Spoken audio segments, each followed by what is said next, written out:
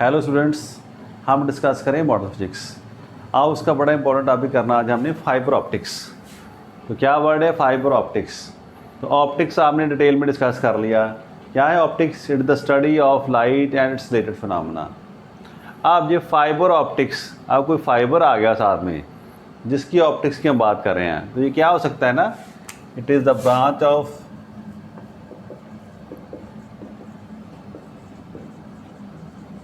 Science या physics कह लो आप,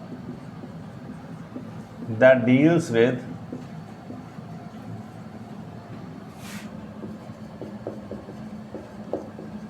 study of propagation of light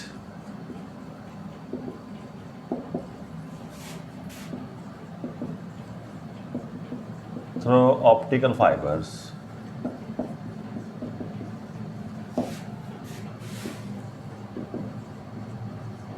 अब वर्ड कई बार हम ऐसे यूज़ करते हैं FIBER, कई बुक्स में ऐसे FIBR ही लिखा होता है। तो दोनों में डिफरेंस कोई नहीं है, ये सिर्फ यूके की इंग्लिश और अमेरिकन इंग्लिश के डिफरेंस के कारण दोनों में जो वर्ड्स का स्पेलिंग के थोड़ा सा अलग से है। तो डिफरेंट ऑथर्स में मैंशन डिफरेंटली। तो क्या बात हो गई हमारे पास, वो साइंस की ब्रांच है जो डील करेगी इसके propagation of light through optical fibres. अब बात आ गई फिर ऑप्टिकल फाइबर क्या है जिसकी हम बात करने जा रहे हैं।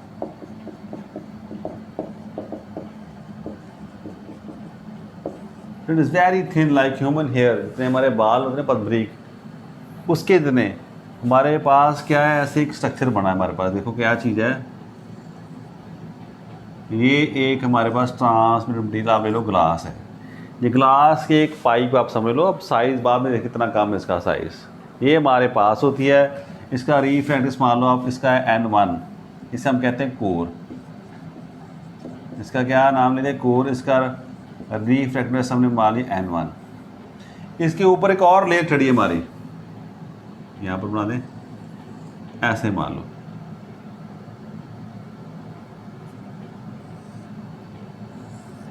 इसे हम कहते हैं क्लैडिंग।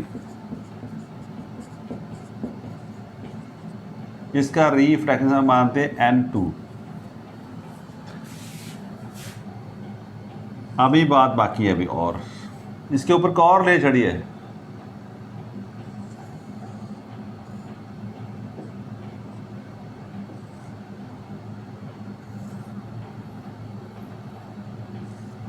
इसे हम कहते हैं बफर और कोटिंग।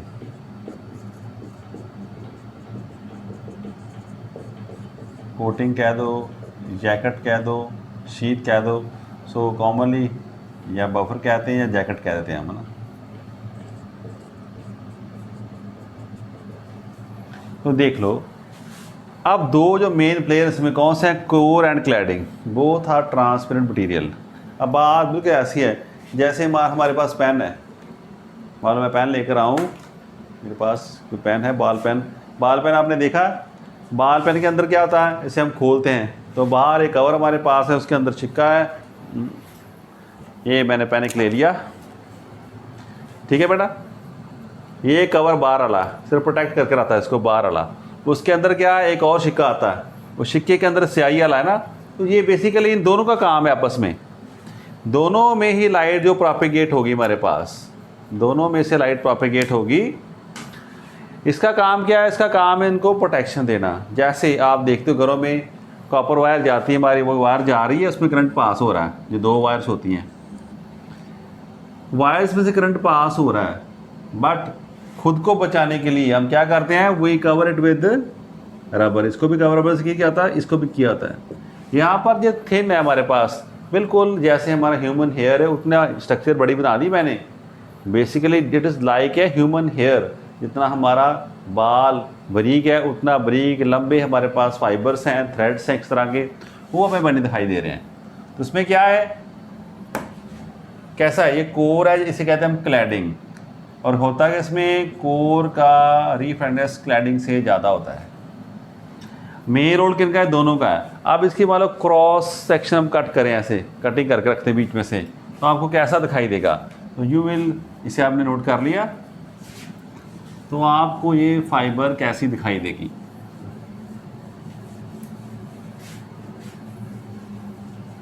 अब मैं जैकेट नहीं बनाऊंगा, वो मैंने एक बार बता दिया, उसका रोल कोई नहीं समझने के लिए। अब बात करें हम ऐसे,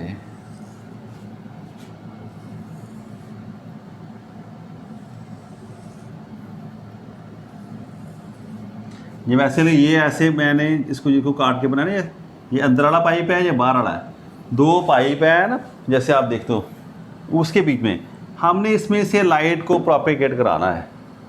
तो ये कौन सा पार्ट है, ये कोर है हमारा अंदर वाला। इसे मैं हल्का लाइन लगा दूँ ऐसे, आपको याद रहे कि ये अलग लेयर हमारे पास।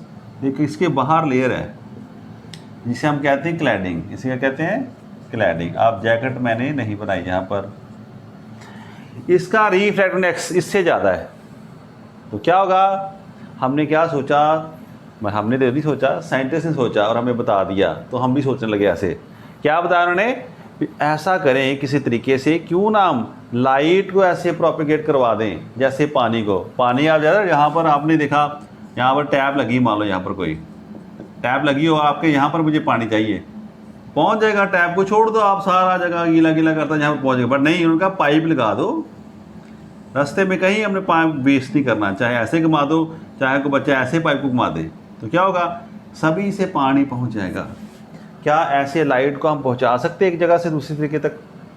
तो जब सोचा, उन्होंने आइडिया डेवलप किया, तो उनको समझ आ गई भी हाँ हम ऐसा कर सकते हैं, कोई ऐसा स्ट्रक्चर हम डिवाइस कर देता हूँ। उन्होंने एक ऐसा स्ट्रक्चर बना दिया। अब बात आ गई इसमें से लाइट कैसे प्रोपेगेट करेगी।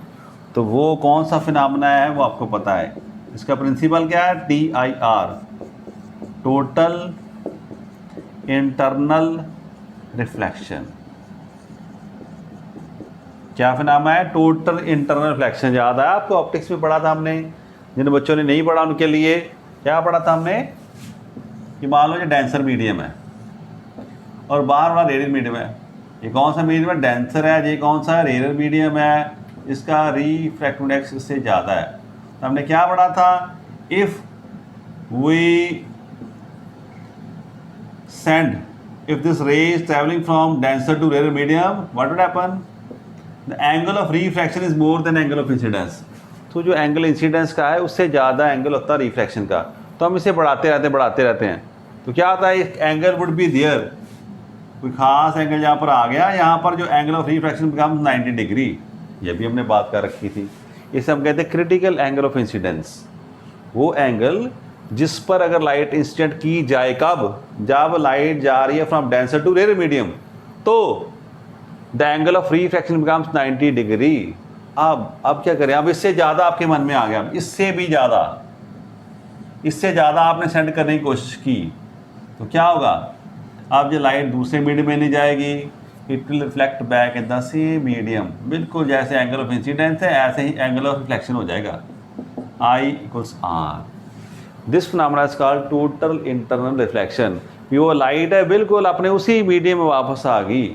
अब यहाँ पर हमने कोई पॉलिशिंग नहीं की, क्या किया, सिर्फ एक ला था कि जब लाइट जा रही है from denser to rare medium, अगर वो उस एंगल पर स्ट्राइक करे जो किससे ज़्यादा है, क्रिटिकल एंगल से, तो that light will be reflected back, तो उसी मीडियम में वो रिफ्लेक्ट हो जाएगी। तो मैंने जो डायग्राम शो करा, ये तो बड़ी है, otherwise it is very very thin micrometer की हम बात कर रहे हैं, जिस रीजन की हम बात कर रहे हैं। तो क्या देखा हमने,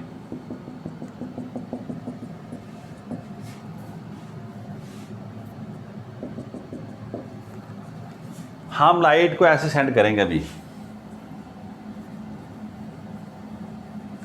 मान लो लाइट पर आ रही है यहाँ पर कहीं सर, तो मैंने अभी वो पूरी बात नहीं कर रहा आपसे, वो जब हम आर्टिकल करेंगे तब। फिलहाल मैंने कहा कि कहाँ से लाइट अंदर करी, अंदर आई लाइट, तो क्या देखा, वो लाइट जो आ रही थी यहाँ पर, ये एंगल बना है at this boundary, interference of, interface हमारा अंदर कोर है, बाहर क्लैडिंग है, इसका इंडेक्स ज़्यादा, इसका कम है।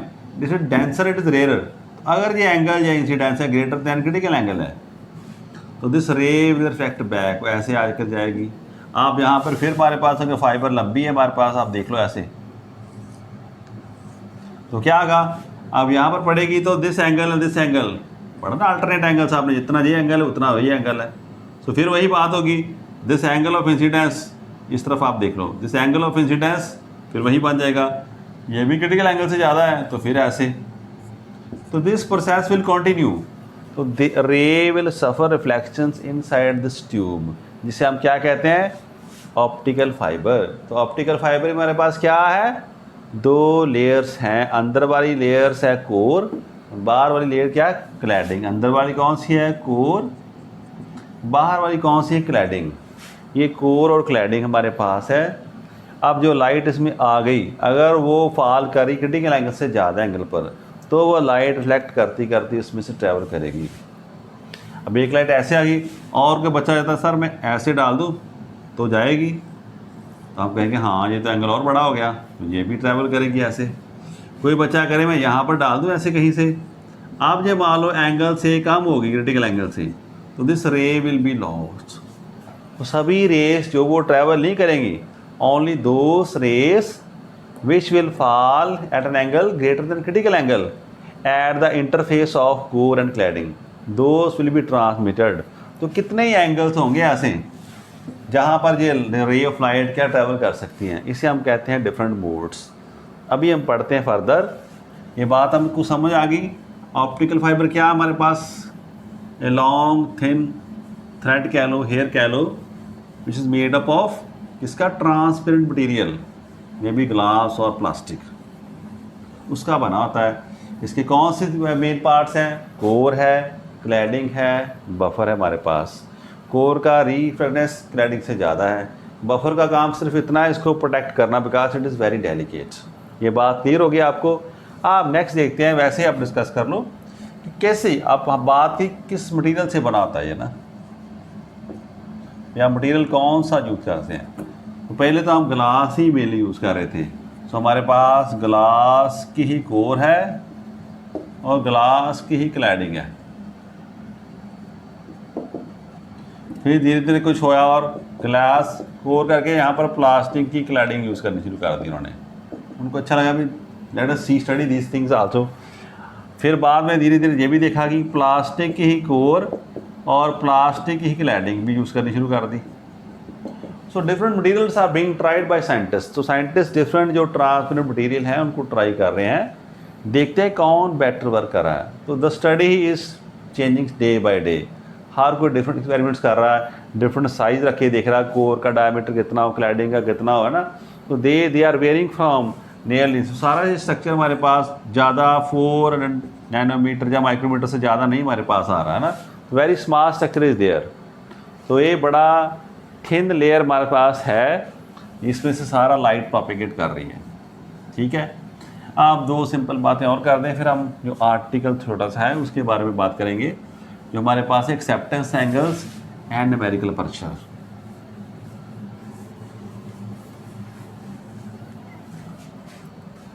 अब बात एक और वर्ड आता है, मोनोमोड ऑप्टिकल फाइबर्स और मल्टी मोड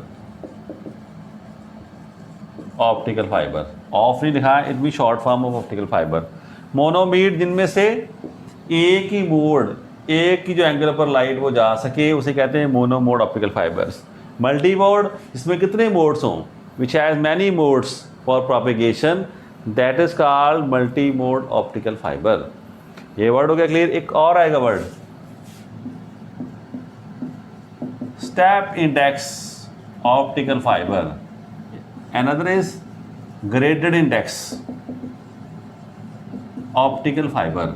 अब जो बात करें स्टेप की, स्टेप मीन्स जैसे सीढ़ियाँ होते हैं हमारे पास, जो स्टेप्स बने हैं ऊपर जाने के लिए, आप बिल्डिंग से नहीं जा रहे, स्टेप्स बने, एक स्टेप दो स्टेप, यहाँ पर बिल्कुल स्मूथ है, लेवल एक है, जैसे स्टेप गया स्टेप लेवल बढ़ गया, फिर स्टेप बढ़ गया। और जो ग्रेडेड में क्या, कभी पर आप रैंप भी बनाते हैं, ऐसे ऐसे भी आप जा सकते हो रैंप पर, धीरे धीरे इंक्रीज कर हमारे पास। रैंप ऐसा भी हो सकता है, रैंप ऐसा भी थोड़ा टेढ़ा हो सकता है, ये चॉइस है ना रैंप बनाने वालों की।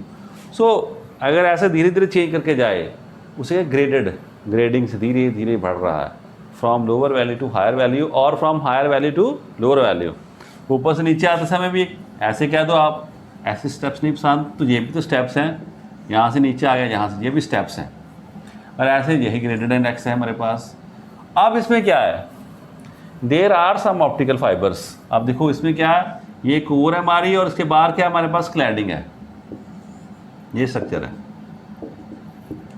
अब अगर कोर का जहाँ पर मर्जी चले जाओ आप, सारी कोर का रिफ्रैक्टिव इंडेक्स अगर रहे सेम, यहाँ पर खड़ोता आदमी कोई बाउंड्री पर कहता मेरा N1 है इंडेक्स, जैसे बाउंड्री क्रॉस की इसका कितना हो गया, N2 हो गया, तो ये उससे ज़्यादा है। तो कहता मैं N1 था इस तरफ, जैसे बाउंड्री क्रॉस की मैं तो N2 पर आ गया।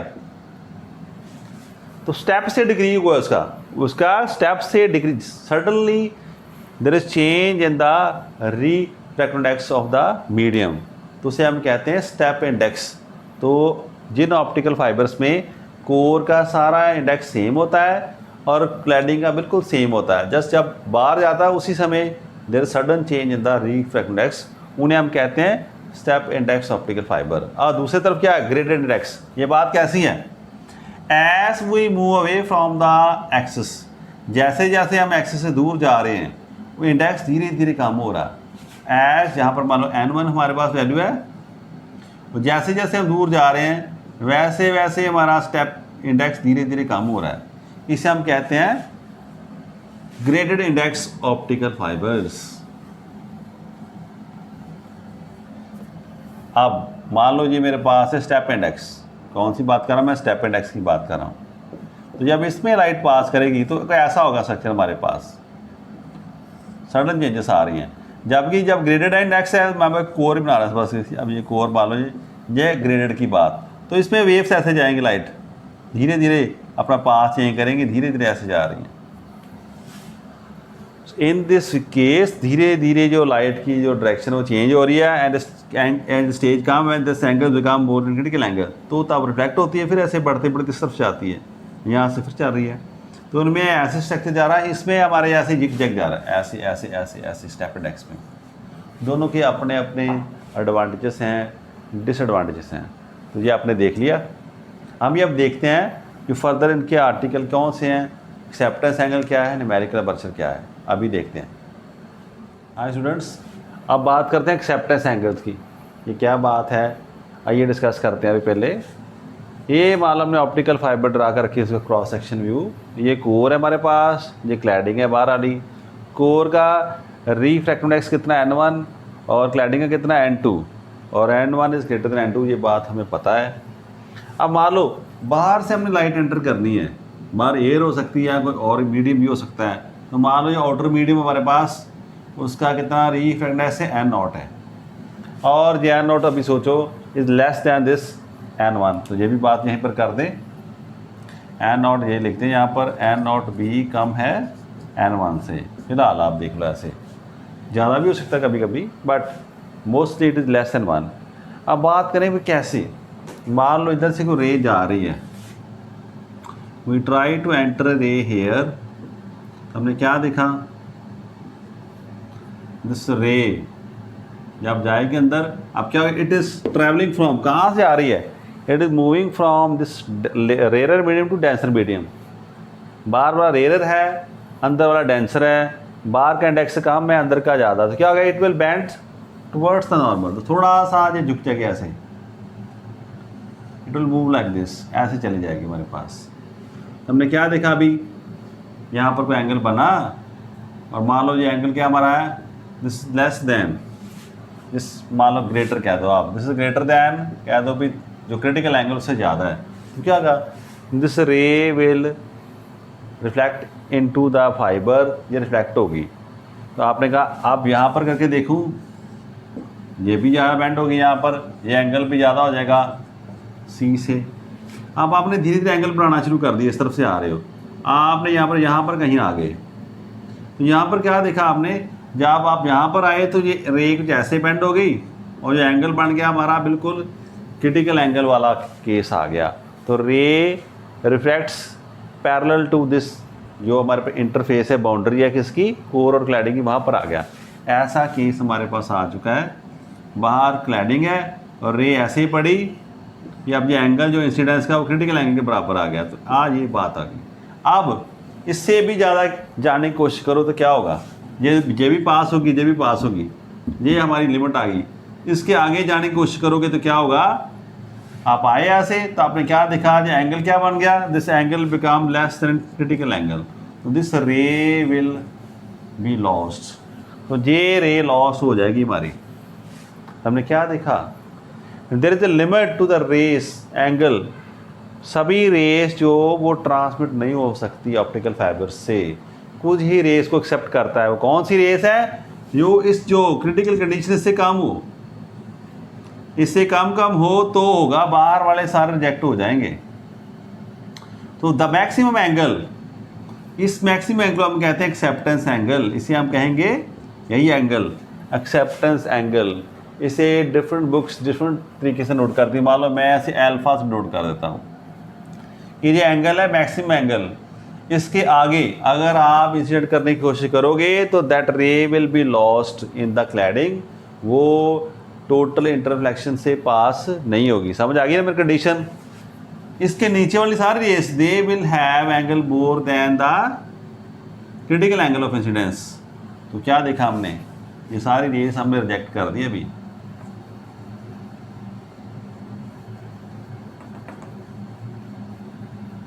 अब हम ये क्रिटिकल एंगल की वैल्यू क्या होगी वो फाइंड करनी है हमने। तो ये हमारी थी एक्सेस, हमने बना दी 4 की एक्सेस है। ये हमारे पास कंडीशन आ गई मैक्सिमम वाली बात। मान लो यहाँ पर मैं क्या बना देता से, ये बात आई ऐसे जाना है, इसने इस तरफ था वैसे, but because it is entering from rare to denser so it bends towards the normal. अभी normal this is the normal of the boundary, इस बाउंड्री पर ये नॉर्मल 90 डिग्री पर, तो थोड़ा सा ऐसे बेंड कर गई। आप बिल्कुल मैं क्रिटिकल वाला केस ले रहा हूँ, तो मान मैंने एंगल कितना बना मेरा आई इज इक्वल टू सी, तो ये इसके बिल्कुल पैरेलल साथ में निकल गई। इसके अंदर जितने भी रेस आएंगी दोस विल बी रिफ्लेक्टेड, टोटली इंटरफ्लेक्शन होगी उनकी। तो ये हमारे पास क्या आ गया, जिस एंगल को मैंने कह दिया अल्फा, मान लो ये मैंने एक्सेप्टेंस एंगल कह दिया, इट इज द, ऐसे लिख दूं मैं, मैक्सिमम एंगल ऑफ इंसिडेंस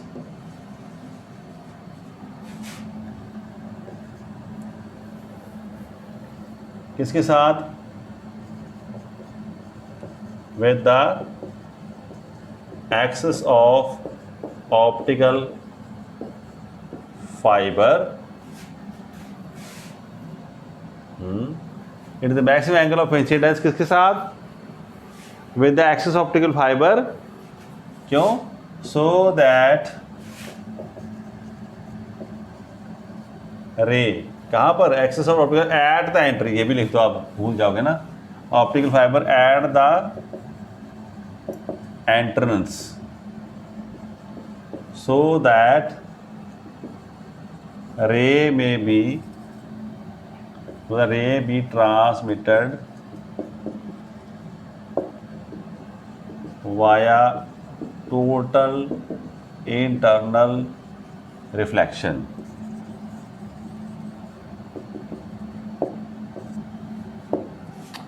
यार को all the rays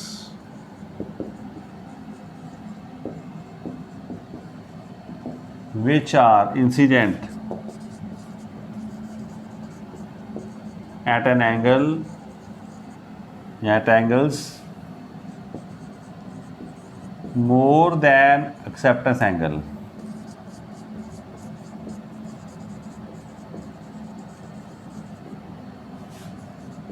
will be lost in cladding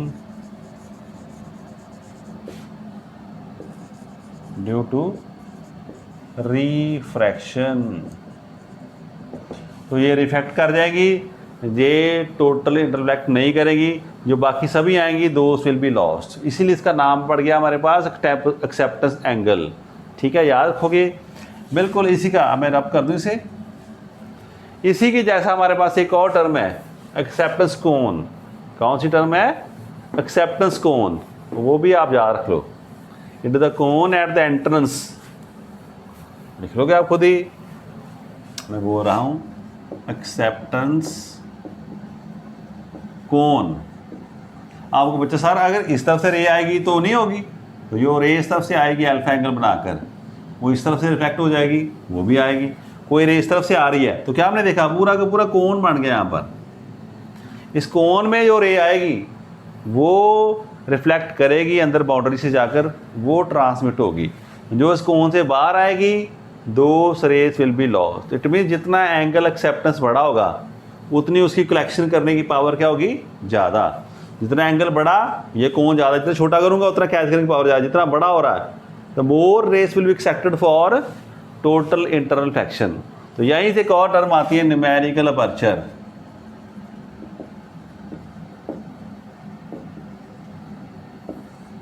ये क्या कहेगी, the ability of optical fibre to receive क्या हमारे पास नंबर ऑफ रेस।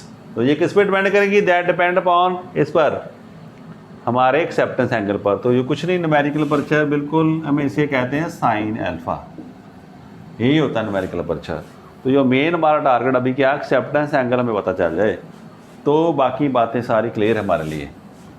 यही याद रखो, what is acceptance angle, drive an expression for it. यहाँ कहेंगे व्हाट इज न्यूमेरिकल अपर्चर, तो वो बात वही है, हमें अल्फा ही फाइंड करना पड़ेगा। अभी हम इतनी बात पर कंसंट्रेट कर रहे हैं कि ये हमारी एक्सिस बनी है और ये मैक्सिमम एंगल हमारा अल्फा है, इसे हमने फाइंड करना है, यही हमारा एक्सेप्टेंस एंगल है। तो आप देख रहे हो, ठीक है जी, करें शुरू फिर। तो लिखें हम applying Snell's law at entrance of optical fiber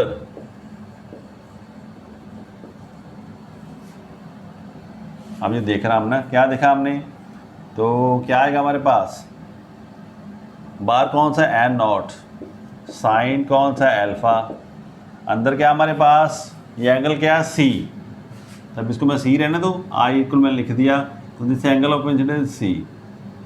ये एंगल 90, तो ये कितना होगा हमारे पास 90 माइनस सी। इस तरफ कौन सा एंगल आएगा, n1 साइन 90 माइनस सी। तो ये साइन अल्फा, ये मैथमेटिक्स में पढ़ते हो ना, साइन 90 माइनस सी क्या होता है हमारे पास, कॉस सी। तो इसे ऐसे लिखते हैं रिवर्स करके, therefore n1 cos c is equal to n0 sin alpha. इसे इक्वेशन नंबर 1 आप मान लो। अब ये तो यहाँ पर एंटर्स होगी बार, यहाँ पर रे गई थोड़ी सी बेंड कर गई इस तरफ और ऐसे मूव करने लगी। अब ये रे फॉल कर रही है at this interface of core and cladding. अब क्या होगा, फिर अप्लाई करते हैं, अप्लाइंग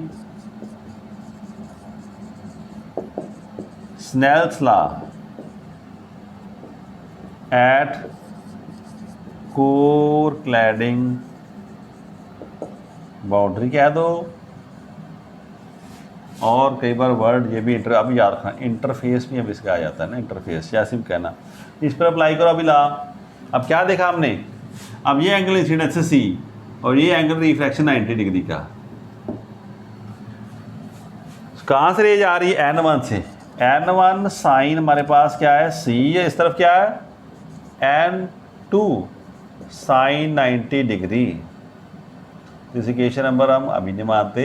अब बात साइन 90 कितना होता है हमारे लिए, साइन 91 होता है n2। एक ऐसे इक्वेशन हम 2 कह देते हैं। So this equation number 1, this equation number 2। अब देखो दोनों को, देख रहे हो मैं बाकी सबको रब करने लगा हूँ ताकि आपका ध्यान बिल्कुल इन दोनों पर रहे।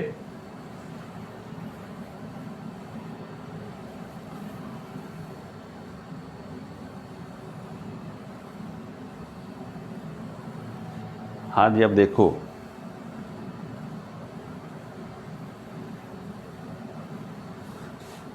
यहाँ पर n1 cos c n1 sin c, यहाँ से हमें कुछ गैस मिल रहा है, इनको किसी तरह हम एलिमिनेट कर सकते हैं। तो स्क्वेयरिंग एंड एडिंग,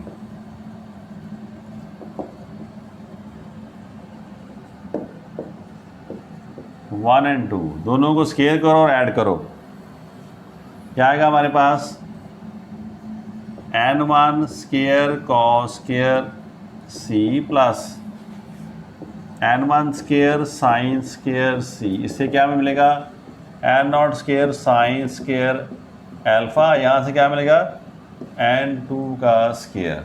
ठीक है जी, सिंपल है। आ गया सारा, n1 स्केयर कॉस स्केयर और n1 साइन सी का स्केयर, n0 साइन अल्फ़ा का स्केयर और n2 का स्केयर। आप देखो यहाँ से क्या कॉमन आ रहा है, n1 स्केयर, अंदर का रह गया cos square C plus sine square C, n0 square sine square alpha n2। अब ये क्या होता, ये 1 होता है हमारे पास, तो n1 square is equal to n0 square sine square alpha plus n2 square. n2 square इस तरफ आ जाए तो क्या रिवर्स करके लेते हैं हम ऐसे, n0 square sine alpha n1 square minus n2 square.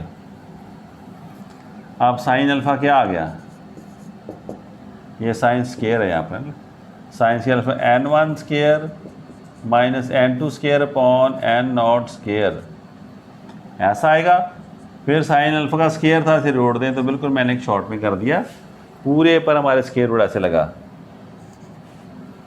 तो this is our sine alpha. आप इसे ऐसे लिख लो, चाहे तो स्केयर रूट ऊपर ले आओ, नीचे वाला स्केयर है हमारे पास, तो साइन अल्फ़ा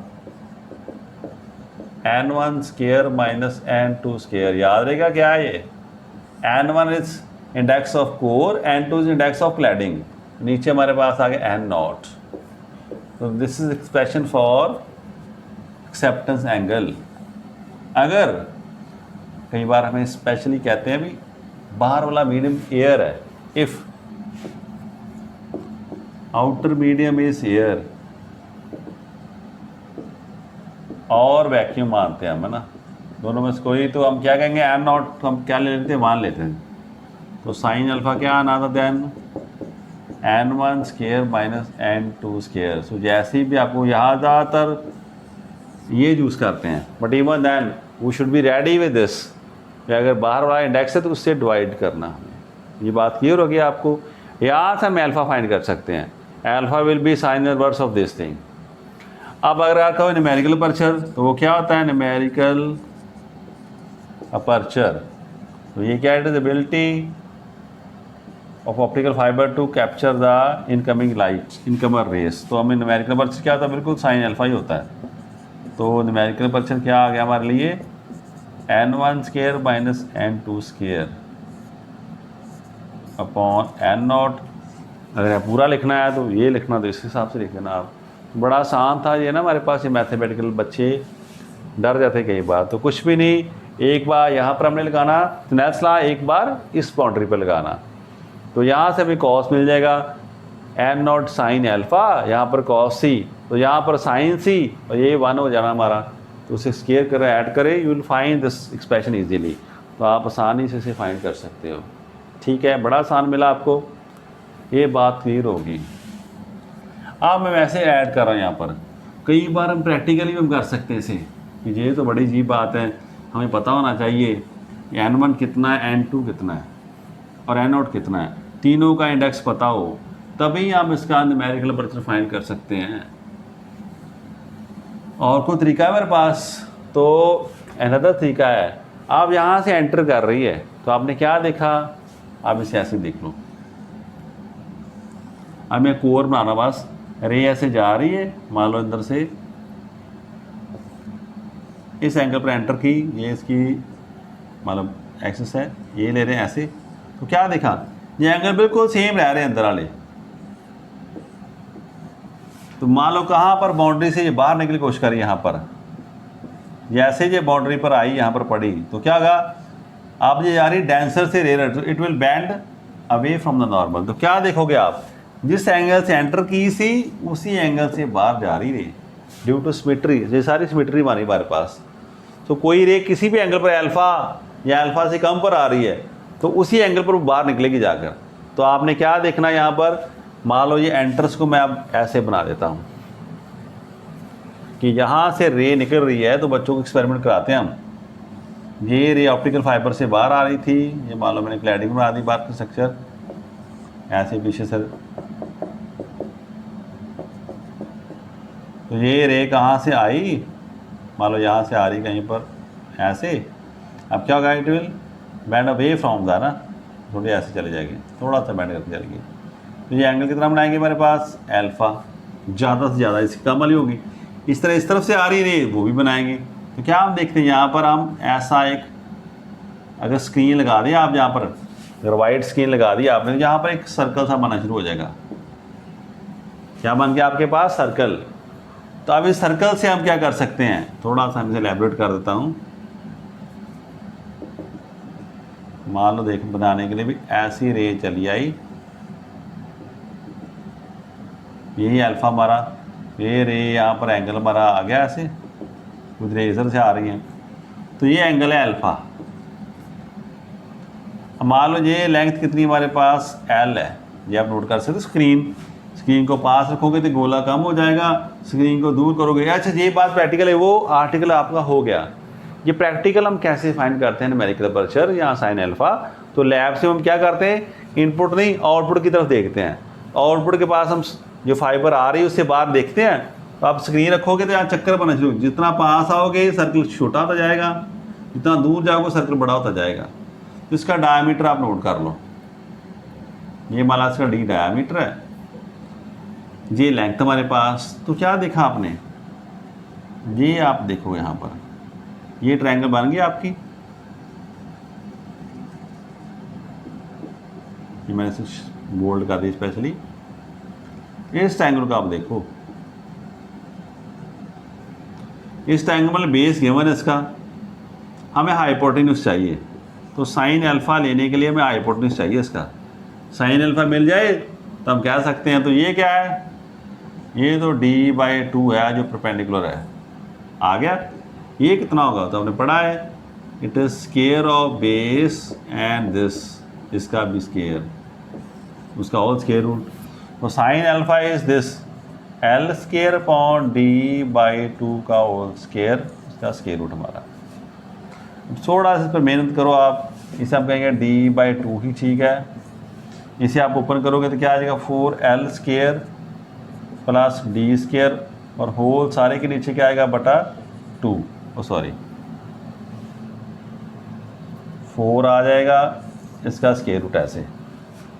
आप 4 जब स्क्वायर रूट से बाहर आएगा तो 2 आ जाएगा। तो क्या होगा हमारे पास दिस, ये साइन अल्फ़ा कुछ ऐसा हमें दिखाई देगा, आप भी ट्राई करना, d/4l square upon d square, इसका स्क्वायर रूट ऐसे। तो ये सारी प्रैक्टिकल चीज़ें हम फाइंड कर सकते हैं। जो सर्कल बना हमारा स्क्रीन पर, उसका डायमीटर आ सकता है हमारे पास, और जो डिस्टेंस है between the end of the optical fibre and the screen, वो भी आप आ जाएगा। ठीक है, तो यहाँ से हम इसका क्या फाइंड कर सकते हैं, न्यूमेरिकल अपर्चर एक्सपेरिमेंटली और थ्योरेटिकली कर रहे। तो इसमें यही एक आर्टिकल है हमारे पास, व्हाट इज एक्सेप्टेंस एंगल, इसकी डेरिवेशन हम कैसे करते हैं, और वो आ गई तो we you can easily find numerical aperture, वो कह दोगे। अगर आपसे को पूछ रहे व्हाट इज एक्सेप्टेंस कोन, तो आप कहोगे जो कोन एंट्रस पर जिसके अंदर इतनी लाइट आए उसे एक्सेप्ट होगी, उसके बाहर वाली रेस वो रिफ्लेक्ट नहीं हो पाएंगी, तो दोस विल बी लॉस्ट। तो जो मेन हमारा फंक्शन था ऑप्टिकल फाइबर का हमने समझ लिया। अब इसकी बड़ी एप्लीकेशंस हैं और वो आपका होमवर्क है, तो आपने आराम से देखना, बुक में से पढ़ना, नेट में देखना कि what are the different applications of optical fibres, and you will be surprise to know that it has abundance of applications. इसने हमारी कम्युनिकेशन सिस्टम चेंज कर दिया। मिलिट्री के फंक्शन वहाँ पर बड़ी यूज़ कर रही है, इतने साइंटिस्ट हैं वो यूज़ कर रहे हैं, कंप्यूटर्स में इसका बड़ा यूज़ है, इसके बड़े यूजेस हैं। तो आप इसको पढ़ना अच्छे से। इस लेक्चर में इतना ही बेटा, थैंक यू क्लास।